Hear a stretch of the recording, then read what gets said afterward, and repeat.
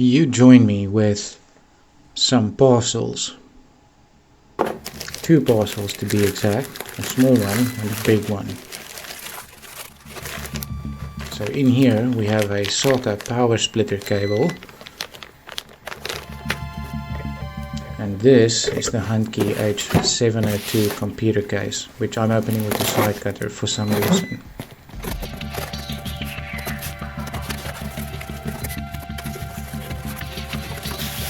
This is, for the size, a very impressive little case. It was packed nicely. It's got a nice hefty power supply to it, only 60 watts, 12 volts, 5 amps. The case is constructed reasonably good, and it is barely just the size of an ITX motherboard. So let's have a look inside.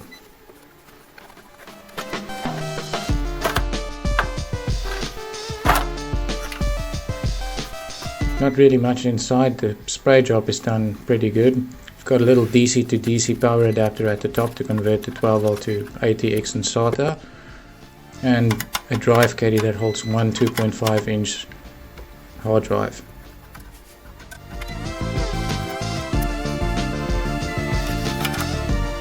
Now my idea is to get 2 drives in here, one SSD and one hard drive, but I think that's going to be a very tight fit, especially since the case is only designed for 1 drive. This is what we're going to be building from. This is actually a micro ATX case, but currently what is inside it is not a micro ATX motherboard. It is this, an ITX motherboard that I got from a friend, and as you'll see inside this micro ATX case there's a lot of wasted space. We can really slim this down, which means making it more efficient by not running it off a 300 watt power supply. So let's take this out.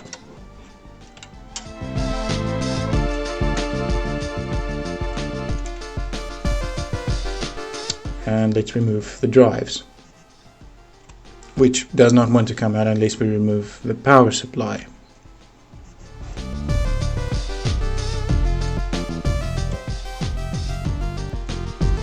In case you're wondering, this is a TFX form factor power supply,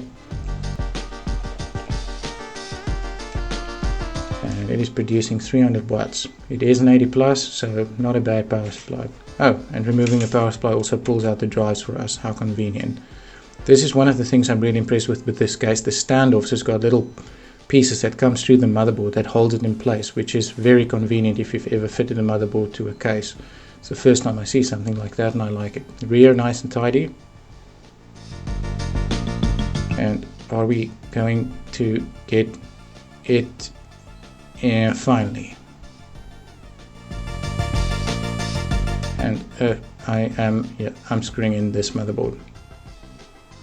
Now this WD drive would not fit under the hard drive, nor on top of it.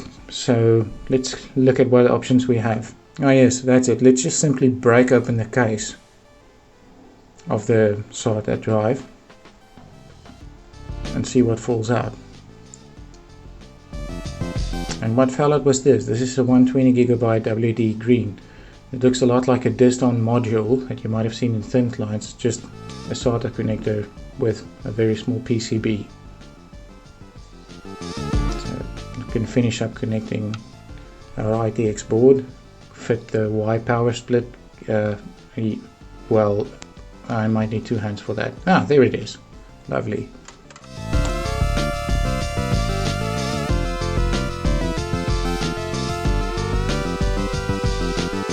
The SSD, I put in an anti-static back, and I'm just going to shove it in under the hard drive. That seems a lot more elegant.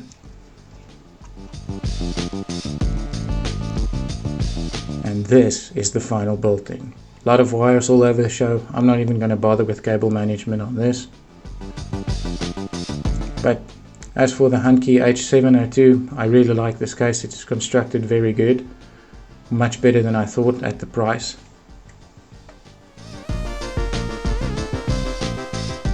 And in terms of size, we're actually saving a lot of space by fitting this ITX board into an ITX case.